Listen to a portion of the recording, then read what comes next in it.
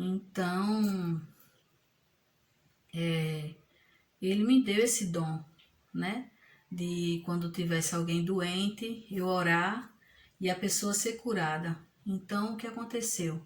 No dia seguinte, minha mãe chegou lá com a minha irmã estava gestante, e aí o pé da minha irmã estava muito inchado.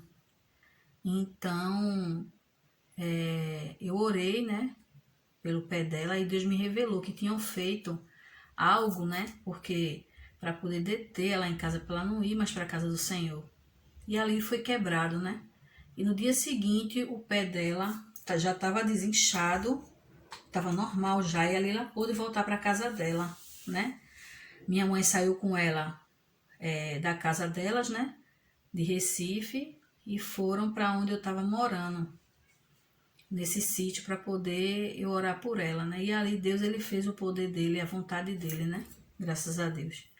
Então, depois dali eu fui, me mudei novamente, né? E depois de um tempo, meu filho, quando já estava mais grandinho, né? Começou dar as crises fortes de novo. Eu acho que meu filho, quando completou 2 aninhos, começou as crises, dar de novo, a crise de vesícula. E ali eu comecei a dizer, meu Deus, eu quero fazer a cirurgia, Jesus. E comecei a ficar desesperada, né? Comecei a ficar desesperada e disse, não, agora eu vou fazer essa cirurgia de qualquer jeito, porque antes eu tinha falado que só queria fazer se fosse por videolaparoscopia, né? Então, minha oração passou a ser diferente, né? Eu comecei a ficar desesperada, que todo mundo começou a dizer, vai estourar e tu vai morrer. E eu comecei a ficar desesperada e comecei a ir na ideia das pessoas, né? Comecei a ficar, deixei a ideia das pessoas tomar conta de mim, comecei a ficar desesperada e comecei a todo canto que eu chegava eu clamava, implorava para os médicos para me transferir, para fazer a cirurgia, eu com medo. Mas a forma que Deus trabalha é diferente da nossa, né? Quando o homem diz que sim, Deus diz que não. E quando o homem diz que é não, Deus diz que sim, que é sim. Então, na UPA, quando eu cheguei lá, a médica falou para mim, olha, você tá com muita dor, o medicamento não tá passando, né? Eu disse, está começando a aliviar, doutora. Eu vou ser sincera com a senhora. Mas eu não aguento mais passar por isso. Aí desabei chorando, né? E falei para ela, quantos anos já faziam que eu estava sofrendo, né? Com essas dores. E ali ela disse, olha, eu queria muito te ajudar, mas você só vai fazer essa cirurgia se você... eu vou conseguir uma transferência para você, mas quando chegar lá, você só vai conseguir fazer essa cirurgia se você for gritando, gritando, sabe o que é gritando? Morrendo, se esgoelando. Eu disse, sei. Ela disse, você vai ter que chegar lá dessa forma, como se fosse se rasgando, se for possível, porque se não for dessa forma, você não vai fazer essa cirurgia. E ali eu chorei muito, porque eu conhecendo a palavra, né? Eu disse, meu Deus, eu não posso, Jesus, jamais andar com mentira, mas eu estou precisando de ajuda, né? Aí outras pessoas, eu comentei com outras pessoas que estavam lá e disseram para mim a mesma coisa, disseram, mas menina, tu tá precisando, oxe, tu tem que dizer que tá com isso mesmo, senão tu não vai operar. Não escutou a médica falando não, e ali eu disse, é mesmo, né? Uma mentirinha de nada, mas é pro meu bem, eu vou fazer isso, pronto. Quando no outro dia chegou a ambulância que me levou para o outro hospital, chegando lá, já desci de cadeira de roda, me deixaram no meio do corredor desse hospital, que é chamado Otávio de Freitas. Esse hospital, quem é do Recife sabe como é, né? Esse hospital só chega a gente lá da pior forma que você imaginar. É gente esfaqueado, braço torado, cheio de bala, como dizem. Então, tipo, só vai pra lá quem realmente tá em estado de vida ou morte. E foi pra lá que me mandaram. Então eu fiquei ali na cadeira de roda, sentada, e comecei a gritar. Comecei a gemer alto. e as pessoas passando para cima e para baixo no corredor, os médicos sentados nas macas, mexendo no celular, balançando a perninha. Eu vi porque, vez ou outra, eu levantava assim a cabeça, olhava e via, porque tinha algumas salas que estavam com a porta aberta e eu consegui ver. E muita gente nos corredores dos hospitais, em maca, lá jogado, né? Porque não tinha nem mais quarto onde colocar as pessoas. E ainda por cima, o hospital estava passando por uma reforma e tinha mistura de cimento lá pelos corredores, argamassa, cerâmica, tudo que vocês imaginarem de construção estava lá, naquele corredor. E eu lá no meio do corredor, abandonada, jogada, não chegava ninguém perto de mim, vendo eu gritar, vendo eu gemer e as pessoas nem aí. Nem paciente podia fazer nada por mim, porque já estavam ali também, como acompanhante também, com seus acompanhantes, os pacientes, né? Eles não podiam fazer nada, então eles só faziam olhar e muitas pessoas, desculpa, passavam a mão na cabeça, botavam a mão na cabeça, ficavam desesperados vendo eu como é que eu tava e não podiam fazer nada por mim. E ali eu olhei e ali Deus falou comigo, disse, tá vendo que não adianta você mentir, porque tudo só é no dia e na hora, quando eu quiser que aconteça, vai acontecer. E ali eu disse a coisa da minha mente, né? Eu já começou a incredulidade chegar no meu coração, porque eu já estava tão desesperada, eu já estava vendo aquela situação, todo mundo ignorando eu de uma forma que eu comecei a ficar com ódio, com muita raiva de olhar e ver que as pessoas estavam me ignorando, ninguém estava me ajudando. E ali eu comecei a ficar com muita raiva. E eu comecei a chorar. Parei de gemer, parei de gritar e comecei a chorar. E aí veio um médico de uma salinha bem estreitinha, chegou perto de mim, aí disse pro maqueiro, traga ela aqui. O maqueiro pegou, me levou na cadeira de roda para aquela salinha. Eu me levantei, né, com a mão assim na barriga. Deitei na maca, muito estreitinha, e aí 5 médicos, os médicos tudo residente na sala, 5 médicos, e começaram a apertar, né? Começaram a apertar, e um desses médicos começou a olhar no relógio e segurando o meu pulso, porque eles têm uma maneira de saber se você está realmente sentindo dor ou se você está se fazendo, né?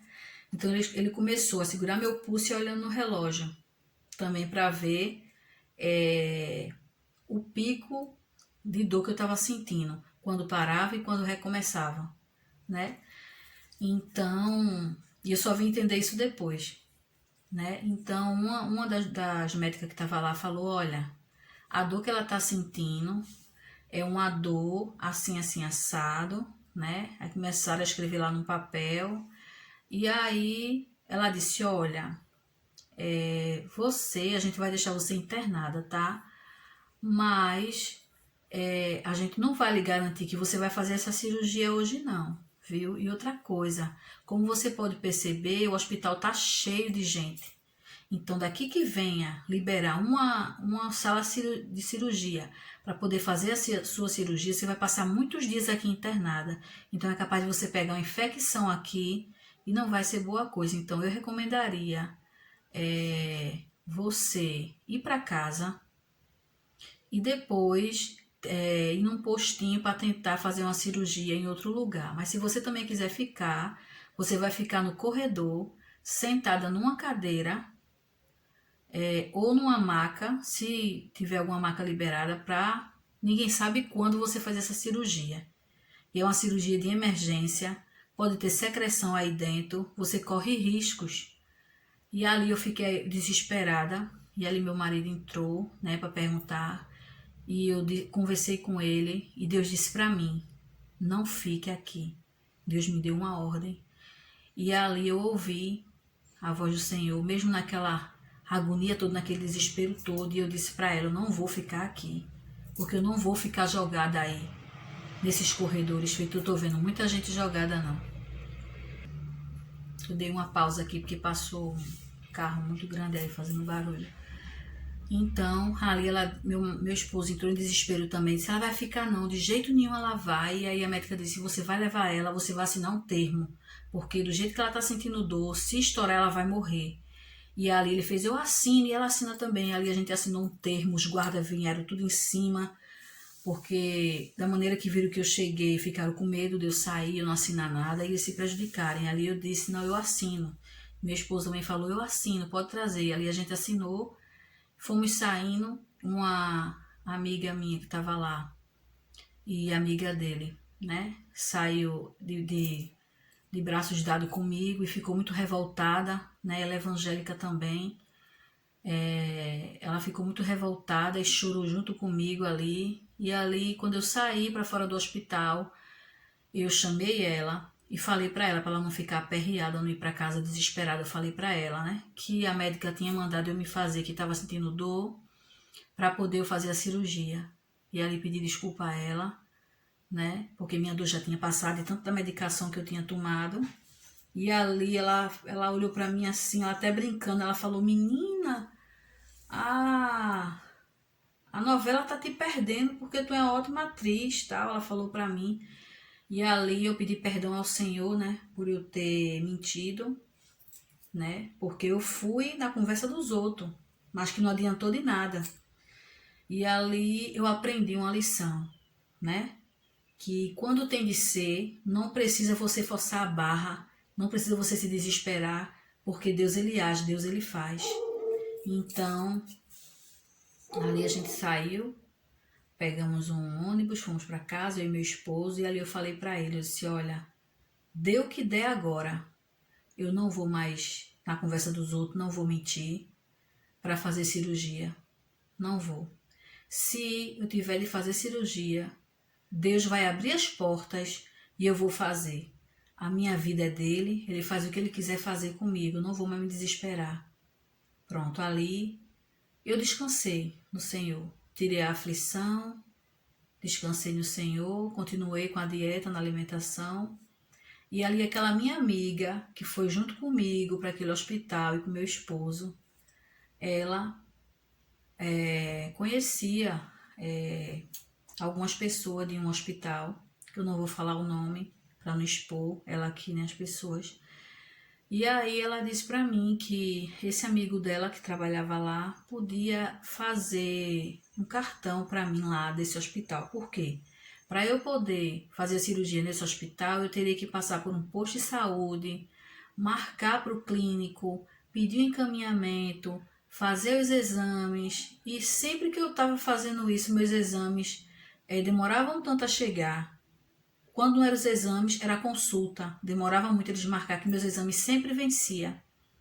Então, eu sempre perdi as oportunidades quando eu queria ir para algum hospital fazer operação. Então, ali, ela disse, eu vou falar com esse amigo meu, não vou lhe dar certeza, para ver se ele consegue fazer um cartãozinho para você do cirurgião de lá. E aí eu disse, tá certo, amiga, eu te agradeço muito, mas seja o que Deus quiser. E ali ela começou, né, intercedendo por mim e correndo atrás. Ela marcou comigo, olha, falei já com ele, tal dia você me espere lá na frente do hospital, que a gente vai entrar junta, você vai falar com ele, e ele vai fazer um cartãozinho para você, para não precisar do posto, lhe encaminhar para lá. Você já vai ficar sendo paciente de lá do hospital. Com esse cirurgião. Eu disse, tá certo. Aí pronto, fomos no dia seguinte, e aí ele fez o cartãozinho para mim, e eu toda vez que precisava ir para esse médico, eu ligava e eles marcavam a consulta para mim. E aí eu fui, falei com esse médico, e aí ele me pediu todos os exames, eu fiz todos os exames, e aí começou, né, minha peleja, na fila de espera. Porque ele era um cirurgião que fazia até redução de estômago. Então, ele não só fazia cirurgia de pessoas com problema de vesícula e alguma outra cirurgia, ele fazia também cirurgia de redução de estômago, né? Pessoas muito obesas lá. Então, eu comecei a ficar na fila de espera. Ele disse para mim, olha, não vou dizer a você que você vai se operar semana que vem, porque tudo depende da central de leito e tudo depende se vai ter realmente vaga, entendeu?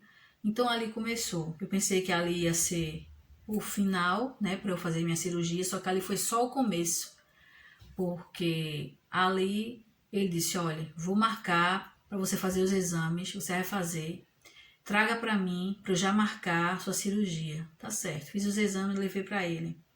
E ali, no dia que ele marcou, que ele ia marcar fazer a cirurgia, disseram que a máquina tinha quebrado, que era a máquina que fazia esfurinho. E ali, fui novamente para ele, e aí meus exames já tinham vencido, tive que refazer tudo de novo, refiz os exames tudo de novo, levei para ele, e aí ele marcou de dar minha cirurgia. Fui para o hospital, me internaram lá, fiquei de um dia para o outro sem comer nada. No dia seguinte, 7 horas da manhã, vieram me trazer a notícia que eu não ia fazer a cirurgia. Voltei para minha casa. Dali em diante se passaram mais uns 6 meses. Nada do hospital me ligar para remarcar minha cirurgia. Passaram-se mais 1 ano e 3 meses, 1 ano e 4 meses por aí. Me ligaram. Dá para a senhora vir aqui para a gente fazer o internamento? A senhora está com seus exames prontos? Eu disse: não. Tem que refazer os exames. Refiz os exames tudo de novo. Quando eu cheguei lá com os exames, para eles marcar o dia da minha cirurgia, ficaram com meus exames, marcaram o dia da minha internação. Fui no dia que marcaram a minha internação. Disseram: olha, não vai poder, foi cancelada a sua cirurgia, porque uma outra pessoa estava mais grave, e aí cancelaram sua cirurgia. Mais uma vez, voltei para casa. Dali se passaram mais 5 meses, eu esperando. E aí sempre eles ligavam e diziam: volte para o seu cirurgião para falar com ele. E aí eu voltava. E nisso, meus irmãos, nessa peleja, foram para quase 2 anos e meio nessa peleja. E eu na fila de espera. E ali eu já não tinha mais... E sempre dando as crises, né? E ali eu já não tinha mais... Eu achava que eu não ia mais fazer essa cirurgia, porque estava só nisso aí, e eu ia, ficava internada, sem comer nada, voltava fraca para casa. E daí, quando eu menos esperei, eles ligaram para mim e disseram: vem aqui, traga seus exames. Aí eu disse: meus exames venceu.